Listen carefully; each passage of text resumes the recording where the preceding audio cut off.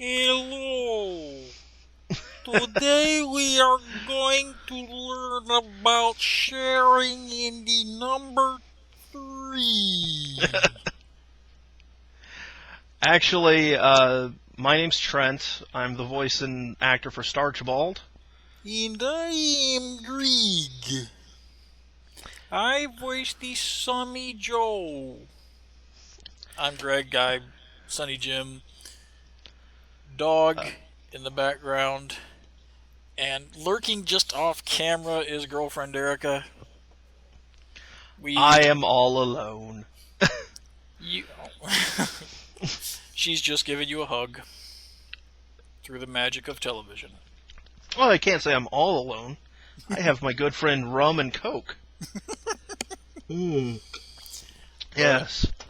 Trent saw Muppets a couple hours ago. We just got back recently, seeing it with one of my bestest friends ever. She needed the. It was according to her, the one movie all year she was looking forward to. She's got good taste. It was pretty close for me, except there's also Guardians of the Galaxy coming, and Well, there I was love also me the Lego movie earlier. and Lego Movie. Yeah. Because it's especially relevant to the Isle of Rangoon, we're going to do a little vlog on Muppets Most Wanted.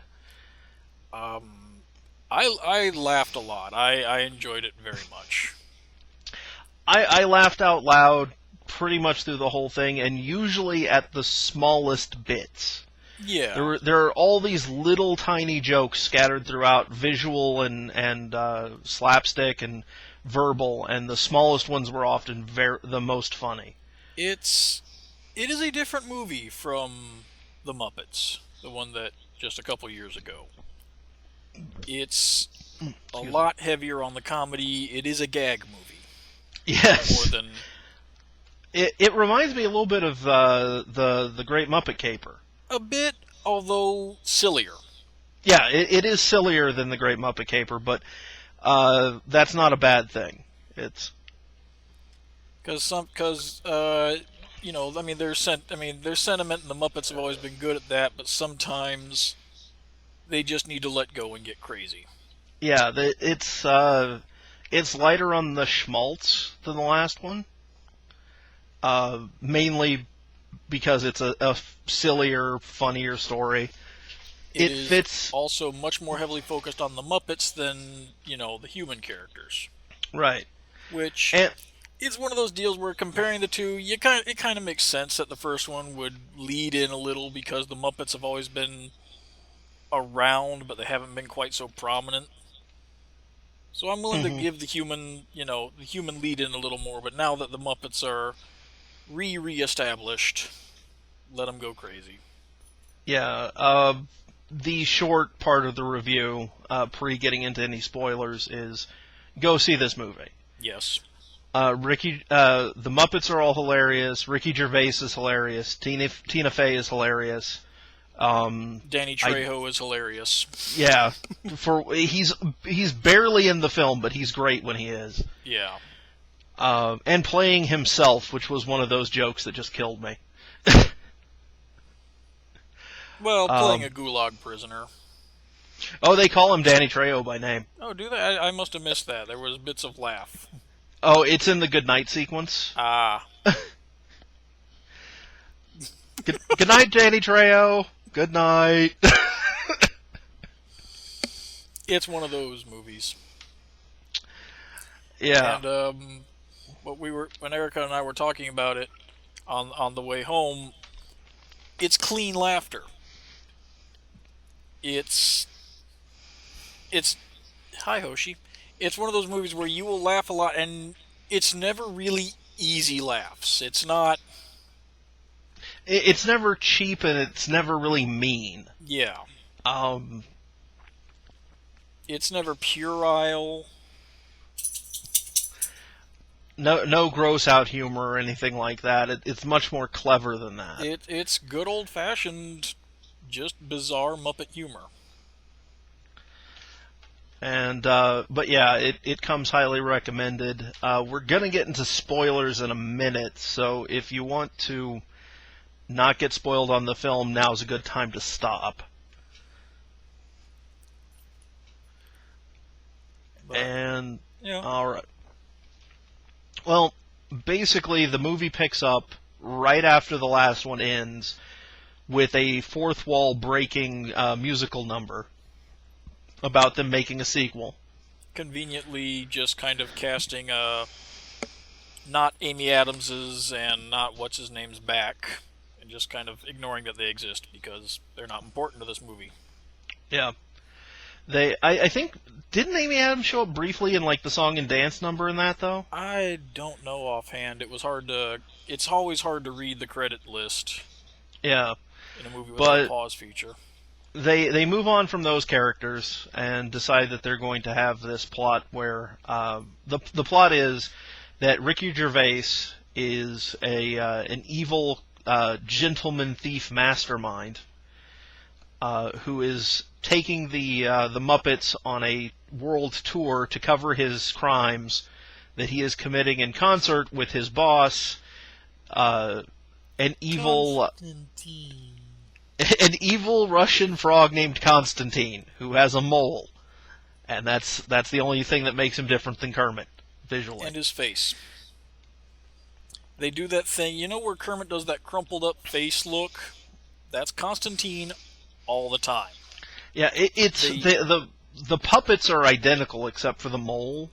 It's just the performance that's different. It shows a lot of the different body range that you can get just from a single puppet actor. And they go across Europe, and the show is used to mask Constantine and Dominique Badji. Constantine and Dominique's various crimes leading up to an attempt to steal the crown jewels. Yeah, and of course, Kermit is then framed for being Constantine and gets sent to a Russian gulag, which is run by Tina Fey. And who made friend Claire very happy. She was very funny. Oh yes. The best the part that I have not seen much of in any of the trailers or commercials, but is one of the funniest parts, is Sam the Eagle and the Interpol agent. Yeah. Their interaction is full of both overt gags and beautifully understated things that neither of them talk about, like the gag with the coffee cups. Yeah. And it's because Sam, we all know Sam the Eagle, very, very prim, very proper, very uptight, and he's with this it's time for my 8-week paid holiday. It's the best bumbling French inspector since Clouseau. Yeah. He's very good. The guy's very clearly channeling Peter Sellers as Inspector Clouseau through the whole thing. And nicely, he's not thoroughly incompetent either. No. He's just as incompetent as Sam. Yeah, they are equally incompetent and very easily set off on the wrong path. It's one of the hallmarks of the Muppets is that virtually nobody notices Constantine and Kermit have been switched. The Muppets, it's a standard, and I seem to remember that Henson talked about this once, that the Muppets are in many ways losers. Mm-hmm. But you love them for it. Right. They are dumb. They are easily fooled. They are creatures of impulse. Even when they are doing the thing they're best at, they're not great at it. Yeah. Is one of the Muppet hallmarks. Again, getting into spoilers, as it turns out, even after the big happy ending, all the extras have left. Yeah. They just gone. And the sold-out crowds around Europe are also paid off. Yeah, completely paid off. Yeah. Why didn't we think of that? Statler and Waldorf are back briefly, and they are in top form this time around. Mm-hmm. They got some of the best zingers. Oh, the German die Muppets die I thought it was a jokes. suggestion box. Ah. But Ricky Gervais is wonderful in it. He is Uh, amazing. he's playing second fiddle to the world's deadliest frog, And and it's a very understated performance, just very. Little bit of rage bubbling under the surface. the musical number for I'm number one, you're number two. What they have a great villain song where they're laying out the fact that Constantine is number one and Ricky Gervais is number two, and one of the refrains is "Dance, monkey, dance." Dance, monkey, dance. Put that monkey spell on me. It's got the earmarks of a real. I mean, it's lots of pointless cameos, Hmm. which has always been a hallmark of these movies. They actually call out that the cameos are pointless in the opening song. Yeah, a couple of really surprising ones. Hmm. A lot of musical numbers. I was actually pretty impressed at the sheer number of musical numbers in this one. See, it feels like it was more than the first movie. Yeah, it does. Fun fact about the musical numbers: most of them were written by one half of Flight of the Conchords. As the same guy who did them for the first, Mhm. just this past Muppets movie too. So, Yeah, it's a lot of the same crew.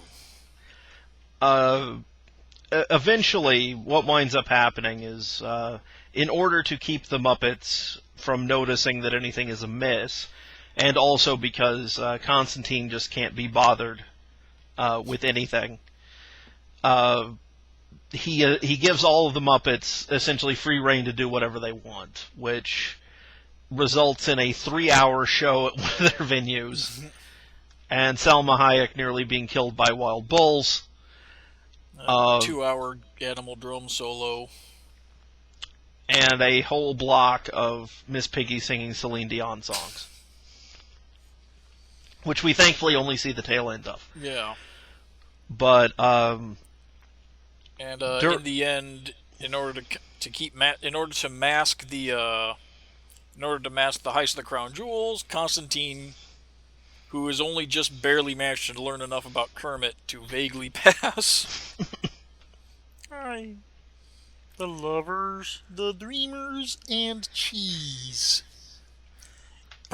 He proposes to Miss Piggy, and they're going to have the wedding at the palace to mask at, at Tower of London. Yes. Yeah. Which and again all this time Kermit is starting to become accepted in the gulag for being Kermit. I mean, they know he's Kermit. They don't care. Right. He's in there. the gulag. He's not leaving. Yeah. In no small part because Tina Fey is obsessed with Kermit. They have a talent. They get Kermit to do the talent show, to direct the talent show. That it's either that or it. Yeah. So you've got Danny Trejo, and I'm sure there's several other named. I mean, the little person in the crew. I've seen him in so many things, but I can't place him, and I couldn't catch the credit. I didn't recognize him, but apparently the other half of Flight of the Conchords was in the gulag. Yeah, there's a bunch of faces in the gulag that you will probably recognize from just being generic toughs in other movies. And so you've got them in these crappy costumes doing ballet, singing Boys to Men. It's a deep song! And I will say, in a non-spoiler, because this movie was much more heavily gag-related, it really does make me wish that the Muppets were back on TV regularly. Yeah, Because you keep getting glimpses of, what the Electric Mayhem's doing. Pepe's got the tiniest of larger roles this time around. Mm-hmm. And there's always Muppets doing something in the background. I keep saying, oh, look, there's Big Mean Carl. Oh, there's that guy. There's Uncle Deadly. And you want to see more of them. I have an observation to make, and this comes from my own particular role on the Isle of Rangoon. The puppet building on this one is the best I've ever seen on any Muppets Hmm. production. One of the things that I keep track of, because it's really difficult with the puppets, is anytime the mid seam that goes right up the face can be seen. I do this mainly as an exercise to make myself feel better about my own sewing. Hmm. Um, because in even the previous Muppet movie, there were times when the light would hit right and you would see the mid seam on Kermit's face. That's Um, not just that. Miss Piggy also. oh Whatever yeah, they sculpted Miss Piggy out of is. I don't know what was going on with that, but the quality of the Muppets themselves was a visual jump up even from the last movie. Yeah. I mean, there's a lot of close ups of her, and whatever they sculpted her out of is amazingly smooth while still looking like a Muppet. Yeah, I've heard vague rumors of how they do Miss Piggy's puppets, and it involves a sculpting in foam followed by a process where the puppet is sprayed in an adhesive, and then they use static electricity to bring the little fibers onto the surface of the foam Hmm. to get that soft look and so forth. Because she doesn't have an outer fabric coating Yeah. like a lot of them do.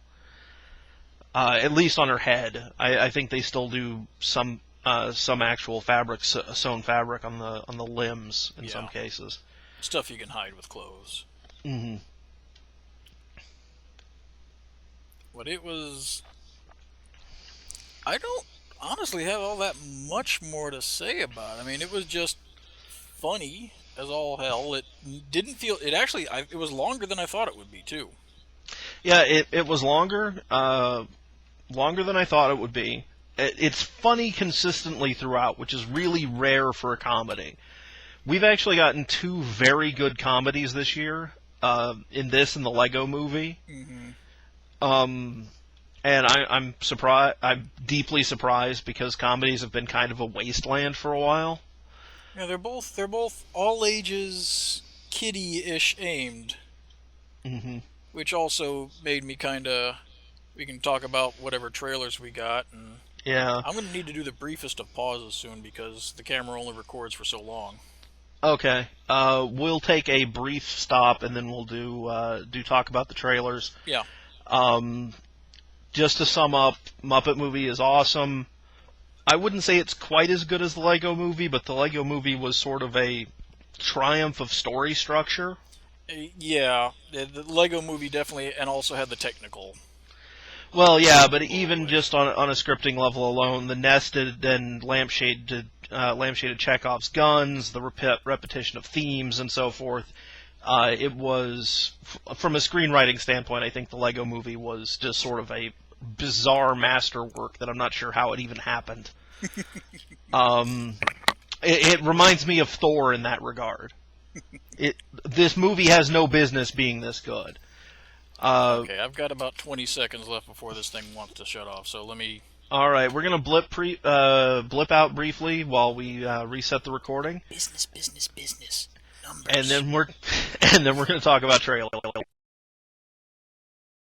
All right, trailers. The Rio 2 trailer made me want to burn down several rainforests. My theater didn't have the Rio 2 trailer, but it did have a Rio 2 "Don't use your cell phone in the auditorium, you jerks." Well, as I recall, it was the very first trailer.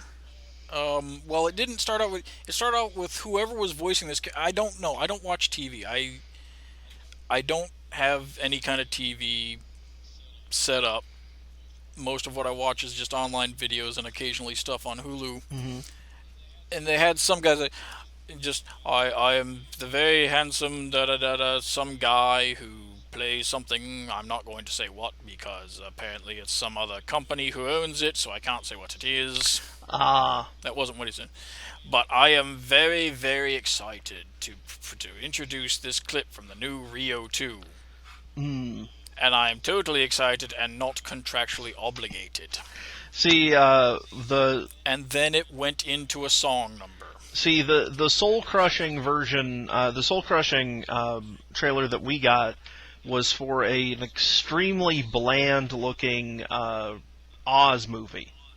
Oh yeah, we saw that in front of the first, in front of the Muppet. I mean, not the Muppets, in front of Lego when we saw it the first time. Yeah, I was shocked, but I was shocked on multiple levels because it looked like essentially my first thought when I saw it was, wow, the base settings in Maya seem to have improved.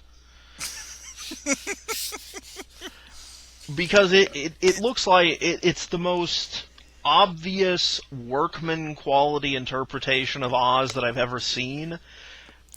It's who's doing it? It's not DreamWorks. It's some little startup. I have no idea. I've never Yeah. heard of them before, but It looks terrible. it's the animation is incredibly simplistic and basic. The character designs look really insultingly uninspired.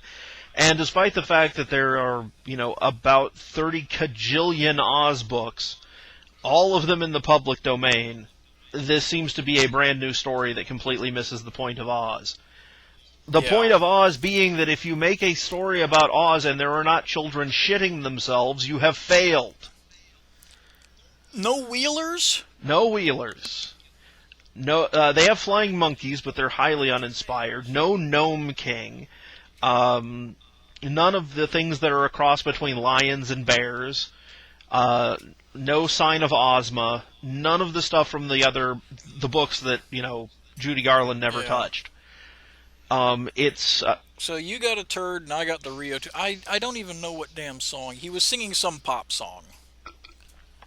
Just this bird. I mean, and I will say this: the Rio 2 animation and modeling was at least nice. But when you've got this bird dancing around singing a pop song, and this pink lizard pops up, oh no, he didn't. I wanted a great cheese. My fist started to itch, and I just was thinking, how many hamburgers do I have to eat to burn down that chunk of rainforest? moving on from the terrible ones.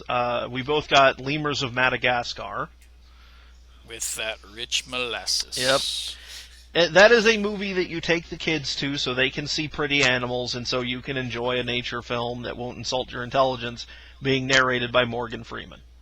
Yeah. There doesn't seem to be much else to it other than it looks beautifully shot and will be very Lemurs are adorable. and adorable. And we're gonna go into spoiler territory because that actually plays into Muppets. oh yeah.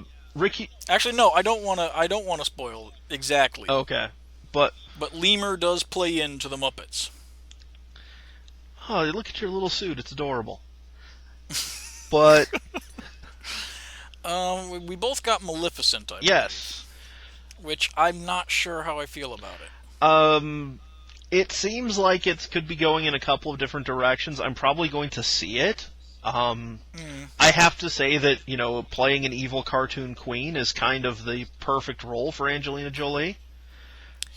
She may not be green, but she definitely looks those cheekbones. She could kill a man with those. Yeah, she's always looked like, kind of a cartoon character. I mean, there was a reason they cast her as Laura Croft. It's because she kind of looked like the PlayStation 1 version of Laura Croft. The poly count on her lips is incredibly small. But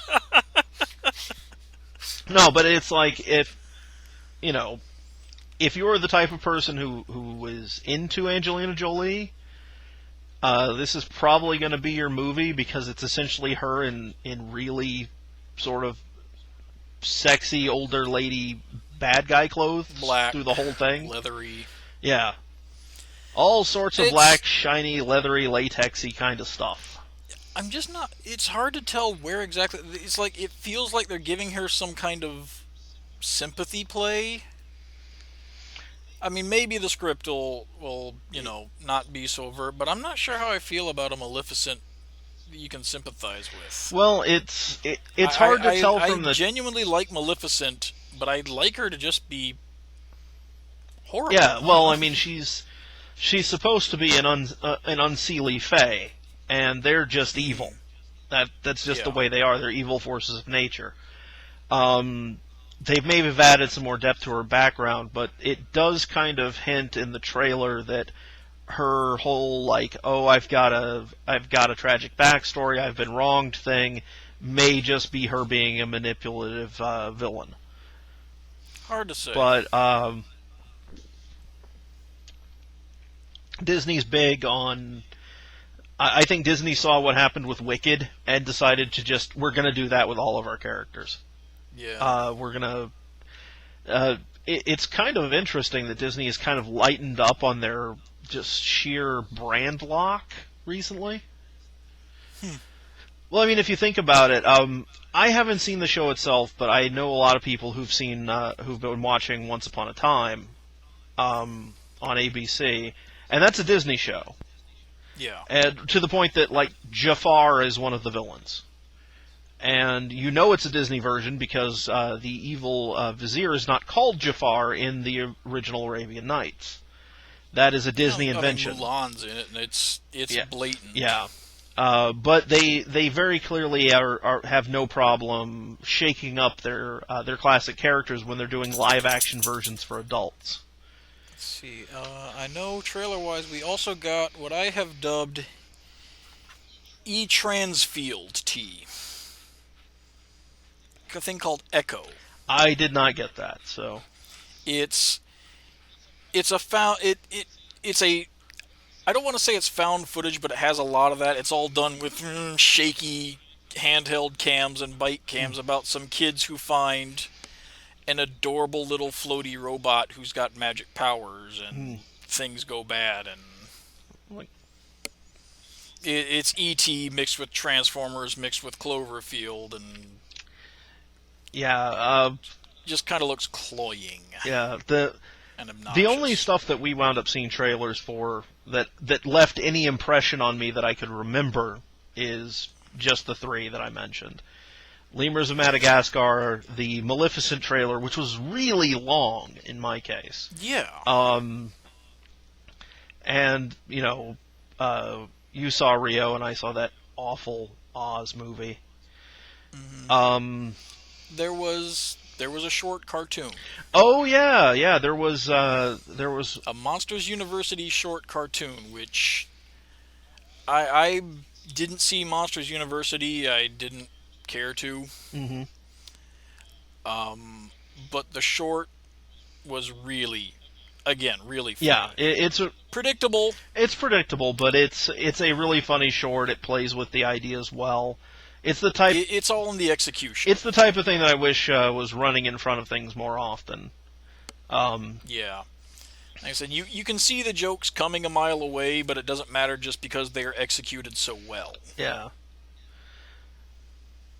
And Which is about all I can ask for. yeah, that was it was an unexpected little treat having that on there. Oh, did you say through the credits for Muppets? Yeah, we didn't. There wasn't much of anything in the back of it. I mean, there was like they were playing with the credits for a while, then it went normal. There were just a couple little Fozzie shows up a little bit, and it was just Yeah. kind of fun. I was kind of expecting a little more, but Yeah, but it was worth it to sit through, and they replay Constantine's awesome little Eurotrash song, and yeah, where he's wooing Piggy. and that one that's my favorite musical number in the whole thing, is because he comes across like Kermit doing an impersonation of Borat, and it's just so beautiful in the everyone should immediately notice this, but they're clearly too stupid kind of Yeah. way.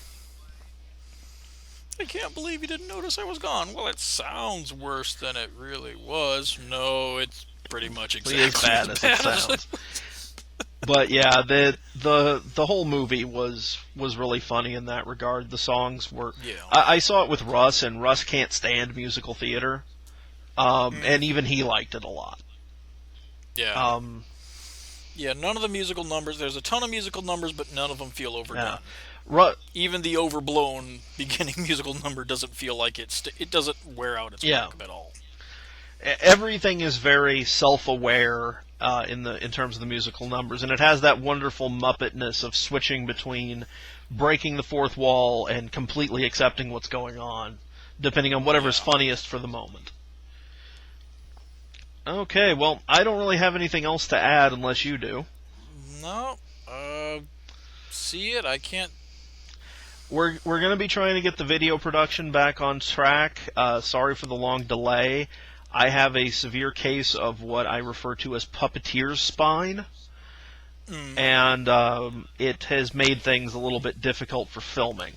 But it's been a combination of our day jobs, various illnesses, because I was sick for off and on for a while because the weather couldn't decide what the fuck it wanted to do. mhm.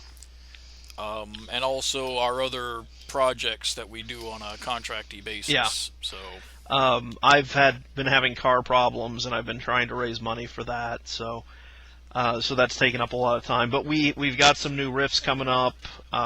We have something we filmed at MagFest. We just need to figure out how we're going to do that now. yeah, that one's going to be tricky. It's big. It's big, It's probably going to be a two-part yeah. video. And but we got some new riffs coming up. We got some stuff planned, Some crossovers. and another cooking without controllers soon, hopefully. So, Yeah. all right. Well, that's it for me. Uh, I'm pretty much done. Say goodbye, quiet girlfriend. Goodbye. uh, have a good evening, and just go rewatch our back catalog.